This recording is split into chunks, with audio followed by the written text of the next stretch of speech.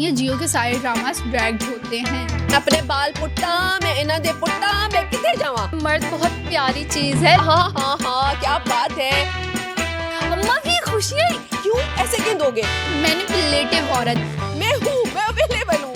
अब तुम जो चाहे मांगो मैं तुम्हें दे दूंगी। और पलटते हैं और एकदम से आंखें चार होती हैं। घर खाने वाली डायन है। माता ही रहा शर्माता ही रहा। कितने गए? खलीलुर रहमान साहब, जब आप ड्रामा लिखते हैं तो क्या सोचते हैं? मुझे नहीं पता आप क्या सोचते हैं, मगर ये ड्रामा लिखते हुए शायद आप ये भूल गए थे कि आपने सदफ का एक कैरेक्टर पोर्ट्रे किया है और उसके अंदर जो आपने उसकी कैरेक्टरिस्टिक्स दिखाई थी ना, वो कुछ और थी, जो अब आप प्रेजेंट कर रहे हैं वो कुछ और है। मुझे ये समझ में नहीं आ रहा कि सदफ जो अभी तक अम्मार से शदीद नफरत करती थी, वो उसके दरवाजे के बाहर खड़ा हुआ है, उससे मोहब्बत की मिन्नतें कर रहा है, तरले कर रहा है, और आपने कहा नहीं वो ऊपर से पानी फेंकेगी, वो जहर खिला देगी, जो कुछ वो कर सकती थी उसने कर गुजरा। उसके बाद अचानक 360 डिग्री का उसने टर्न लिया। अब वही अम्मार है जिससे उसने कहा मैं तुमसे शादी करना चाहती हूँ। मुझे बिल्कुल नहीं समझ में आ रहा कि ये वही सदफ है जो अम्मार से नफरत करती थी। फिर आप शायद भूल गए कि इसी सदफ ने, यही खातून, ये बीबी बिलाल अब्दुल्ला के पास तशरीफ़ लेकर गई थी और इन्होंने ये कहा था कि मुझे 8 करोड़ रुपए दे दो और उसके लिए मुझे तुम खरीद लो, मैं रेडी हूँ। और उसके लिए उसको नंबर देकर आई थी, उसे कहा था कि भाई मैं रेडी हूँ, जब दिल चाहे मुझे कॉल करना, मैं बिल्कुल रेडी हूँ तुम्हारे लिए। और बल्कि वो मना कर रहा था तो इसने कहा था क्यों ऐसे क्यों दोगे, मैं हूँ, मैं अवेलेबल हूँ, मैं तुम्हारे लिए मौजूद हूँ। तो भाई क्या चाहती थी? शादी नहीं करना चाहती थी, वन नाइट स्टैंड चाहती थी, क्या चाहती थी? मुझे इस करेक्टर की अब कुछ समझ में नहीं आ रही है। ये करेक्टर बिल्कुल आउट हो गया है। इस करेक्टर की वो कैरेक्टरिस्टिक्स जिनको देखकर हमने ये ड्रामा देखना शुरू किया था वो अब कहीं नहीं है। दूसरा, मुझे ये पूछना है कि जो आप क्या डायलॉग पहले लिखते हैं और उसके बाद ड्रामा बनाते हैं?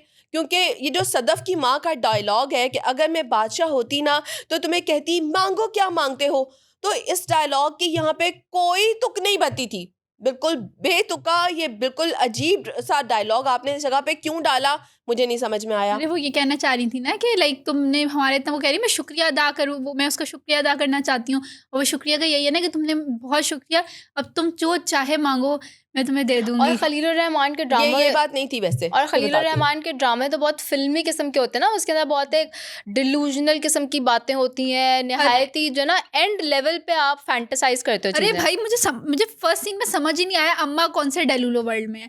अम्मा की खुशियाँ, वो आएगा, वो तुम सारा रिश्ता मांगेगा, तुम्हें पता है सदफ क्या होगा, इतना अम्मा ओवर एक्साइटेड और अलग डेल्यूजन्स में चल रही है। वो आएगा और उससे पहले यही अम्मा थी जिनको इतना धचका लगा था कि उन्होंने ग्लास नीचे फेंक के तोड़ दिया था कि वहाँ पे जॉब करिए। हाँ, बट भाई बहुत इतना फजूल, मुझे अम्मा की समझ नहीं, मुझे हंसी आ रही है अम्मा पे। अम्मा चल क्या रहे अम्मा, वो आएगा, मैं तो इनकार नहीं कर सकूंगी, मैं तो ये नहीं कर सकूंगी। और दूसरा ये कि पहले उन्होंने सदफ को शो किया, इतनी नेक पारसा लड़की है, बिलाल अब्दुल्ला के सामने दुपट्टा पहन के जा रही है, सब कुछ। जब से उसके वहाँ पे काम करना शुरू किया, जुल्फें भी खुल गई, दुपट्टा गले के अंदर आ गया। इवन जब वो घर आया तो भी उसकी जुल्फें खुली हैं। मतलब वो जो सीन था ना जिसमें वो जो हमशा है वो उसको पकड़ के खींच के लेके जा रही है, उसके हाथ में बुके पकड़ा हुआ है, उधर से जो जावियार है वो बिलाल अब्दुल्ला को अपने रूम में लेके जा रहा है और वो दोनों पलटते हैं और एकदम से आंखें चार होती हैं।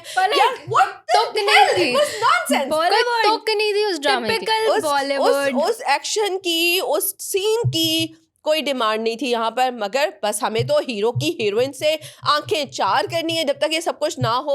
और वो 1 मिनट के लिए वो दोनों यूं भूत बने एक दूसरे को देखते रहे। नहीं मुझे बताओ, हमशा ने उसका हाथ पकड़ के उसको कहाँ लेके जा रही थी, क्यों लेके जा रही थी? अम्मार बीच में खड़ा हुआ। अभी हमशा पे आते हैं ना, मैनिपुलेटिव औरत। हमशा को हिरा मानी ने ना इंटरव्यू में कहा कि मेरा हमशा का कैरेक्टर बहुत पॉजिटिव है और एंड तक वो पॉजिटिव रहेगा। वो पॉजिटिव से ज्यादा वो घर खाने वाली डायन है। आपस की बातें हिरा मानी को खुद भी लगता है कि वो बहुत पॉजिटिव है। मर्द बहुत प्यारी चीज है, उस पर बात नहीं करते हम।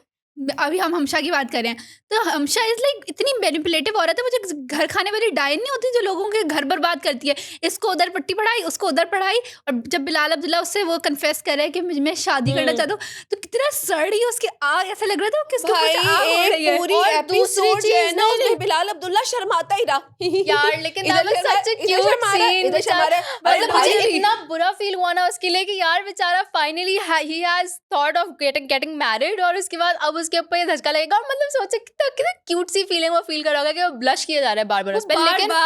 लेकिन जब मुझे ये उसको चीज अगर है, वो इतना ड्रैग करने का क्या था कि उसको एक पूरी एपिसोड पे ड्रैग किया जाता, उसका वो छोड़े। शर्माना। देखो अच्छा, दूसरी चीज ये कि जब उसने कौन है, अम्मार ने जब बोला उसको सदफ को आके कि हमशा जो है वो पहले उसके पीछे जो है वो इतना ज्यादा पागल थी, पीछे पड़ी हुई थी उसके, और अब उसको उससे शादी नहीं करनी है, तो वहां पे मुझे अंदाजा हुआ कि हमशा एक कैरेक्टर के अंदर एक ऑब्सेशन है, एक नेचुरली वो एक ऑब्सेसिव औरत है। पहले वो फराज के ऊपर ऑब्सेस करी थी क्योंकि फराज उसका था नहीं, और जब उसने फराज को हासिल कर लिया अब उसको बिलाल अब्दुल्ला साहब पसंद आ गए हैं, तो अब बिलाल अब्दुल्ला साहब के ऊपर ऑब्सेस कर रही है, बाद में कोई और आएगा वो उसके ऊपर ऑब्सेस करना शुरू हमशा कर और देगा। फराज के सीन, मुझे फराज की समझ नहीं, इतना वो ना एक इंटेंस सीन था, क्योंकि वो उसमें पहले जो एक डायलॉग बोलती है कि अच्छा अब तो तुम गुस्सा भी कर रहे हो, तो बहन वो गुस्सा ही करेगा, हंसेगा तो नहीं नहीं, वो बहुत जो है ना वो जॉली फीलिंग करेगा, वो कहेगा हाँ हाँ हाँ क्या बात है, तुम यदि किसी और को पसंद करती हो तुम मुझसे शादी नहीं करना चाहती। मतलब पिछले 5 मिनट से हद वो हो गुस्सा गई। कर रहा है तब नहीं कह रही, हाँ। जैसे वो एकदम से बोला तुम अब गुस्सा भी कर रहे हो, और फिर वो बंदा ऐसा साइको पेशेंट है, वो उठा के कह रहे कितने का है ये, कितने का है ये, अरे भाई तुम क्या जानना चाह रहे हो, वो पूछेगा कि कितने का है। मुझे लगा कि शायद वो उसको दिलाया होगा इसीलिए कह रहा होगा बड़ा महंगा था। ऐसा ना हो कि वो ये कह रहा हो कि कितने का बताओ, ताकि तोड़ने के बाद मैं अकाउंट में पैसे अच्छा ट्रांसफर दूसरा कर दूं। ये कि इस ड्रामे के अंदर ये जो हर थोड़ी देर बाद जो है ना ये लोग डबल मीनिंग किस्म की बात करते हैं, जैसे उसने अम्मार वाले सीन के ऊपर कहा कि वो अपनी उदासी दूर करने के लिए आता है यहाँ पे, तो मैं भी अपनी उदासी दूर करने के लिए आ जाऊँ। मतलब आप क्या इंसिनुएट करना चाह रहे हैं कि औरत इतनी गिरी पड़ी है कि अगर उसके घर में कोई बैठा हुआ है, वो एज अ फ्रेंड भी बैठा हुआ है, तो आपने जरूर किसी एक अगर बंदे का दिमाग उस तरफ जा भी नहीं रहा तो आपने फिर भी उसका दिमाग उसी घटिया तरफ लेके जाना है। उस लड़की का कैरेक्टर तो वो यही डिपिक्ट कर रहा है ना कि वो क्या लड़की चीज का है। कैरेक्टर मैटर नहीं करता उस टाइम पे मैटर करता है कि फराज ने इस तरह की बात क्यों कही। और मुझे तो लगता है ये हर थोड़ी देर बाद ना बेइज्जत होने के, रात में बेइज्जत हुआ ठीक है, उसकी खूब बेइज्जती हुई, उसके बाद अगले दिन फिर सुबह पहुंच गया चाय पीने के लिए। अबे क्या प्यार में पागल है पागल क्या? रात लोग। को बद्दुआ देखिए मेरी तरह तुम भी हाँ। बर्बाद होगी एक दिन, अगले दिन फिर पहुंचा हुआ है, मेरा दिल चाह रहा था तुम्हें देखने का भाई। और बाय द वे अम्मार और जावियार दोनों को टेबल टेनिस नहीं खेलना आता, प्लीज मत खेलना दोबारा। ओके ठीक है, लेकिन मुझे ना अमार का कैरेक्टर ऐसा ऑब्सेसिव है, शकी है, जो भी है, बट जहाँ पे उसको ये सदफ ने कॉल करके बोला ना कि मैं तुमसे शादी करूंगी, वहाँ अमार के एक्सप्रेशंस, अमार की एक्टिंग मुझे बहुत अच्छी लगी। ऐसा लगा जैसे एक इंसान को कोहिनूर नहीं मिल जाता और उसकी जो खुशी होती है, अमार वाज लाइक वो वहीं पे ऐसे अच्छा still हो वैसे गया। मुझे नहीं लगा कि उसकी एक्टिंग ऐसी थी कि वो कहता कि यार उसको बहुत कुछ मिल गया है। मुझे ऐसा लगा कि जैसा जो रिएक्शन आना चाहिए था वो रिएक्शन नहीं आया। नहीं, मुझे वो बेचारा जिस तरह गिर रहा था ना, ऐसे बेचारा और मुझे लगता है कि गर्दन हमशा ढरकी। और ये जो अम्मार है ना, दे डिजर्व ईच अदर। इन दोनों को एक दूसरे से अरे प्यार अमार मोहब्बत से हो जानी अमार से तो चाहिए। वो दानिया को मोहब्बत थी ना। बस अब ये इसको इन दोनों को हो जानी चाहिए। टीजर्स के अंदर उन्होंने शो किया था ना कि वो अम्मार और दानिया एक साथ होते हैं, और दानिया अपने हाथ पे जो है कलाई पे छुरी रख के बैठी होती है, कहती है कि सदफ भी तो तुम्हारे साथ ऐसे करती थी, तुम्हें तब बहुत मजा आता था। I am so waiting for that twist, but anyways let's predict, क्या प्रेडिक्ट करें हम? मैं तो भाई ये कोई प्रेडिक्शन नहीं दे रही, मुझे तो ये ड्रामा बहुत ही ऊल जलूल लग रहा है। मैं तो दिल करता है मैं अपने बाल पुट्टा, मैं इन्हें दे पुट्टा, मैं कितने जावा। नहीं, मुझे ड्रामा अब इंटरेस्टिंग लग रहा है, क्योंकि अब जो ये जो दो लव ट्रायंगल है ना, चाहे जितना भी बोर एक टॉपिक यौन रहा हो, लेकिन फिर भी मुझे इंटरेस्टिंग लग रहा है। तो अब यहाँ पे जो बेचारा नेक्स्ट सीजन में हमने देखा है, जिस तरह वो सदफ पे गुस्सा भी आ रहा है, और बिलाल के ऊपर आंखों में तरस, आंसू है उसके। बिलाल के ऊपर तर्स भी आ रहा है। एक तो बेचारा बिलाल अब्दुल्ला, अम्मा ने भी उसके साथ ये किया, और अब उसको बेचारे की ज़िंदगी में कोई खुशी है ही नहीं। तो यहाँ पे ये है कि जिस तरह वो सदफ और अमार की शादी होगी नहीं होगी, या बिलाल जिस तरह की डेस्परेटनेस में है, उसने शायद अमार की प्रमोशन भी कर दी है। तो अब मैं आगे जानना चाह रही हूँ कि अमार और सदफ की अगर शादी हो जाती है तो क्या सर्कमस्टेंसेस होंगे। आई डोंट थिंक उनकी शादी होगी। I think there is going to something is going to happen, and I am waiting for that something. लेकिन उससे पहले I feel really really bad for Bilal Abdullah. उसके लिए तो आपको ना 4 मोर एपिसोड्स का वेट करना पड़ेगा, क्योंकि इतना स्लो ड्रामा है, इतना ड्रैग हो रहा है, इतना खिंच रहा है कि एक ड्रामे में एक बंदा जो है वो शर्माता ही रहा बस ठीक है, हमारा भी तो पॉडकास्ट अब बहुत नहीं ड्रैग हो रहा है। मुझे नहीं लगता कि इसमें कुछ आगे बहुत जल्दी गलती कुछ होने खलील वाला है। रहमान कमर की नहीं है, जियो के सारे ड्रामास ड्रैग्ड होते हैं।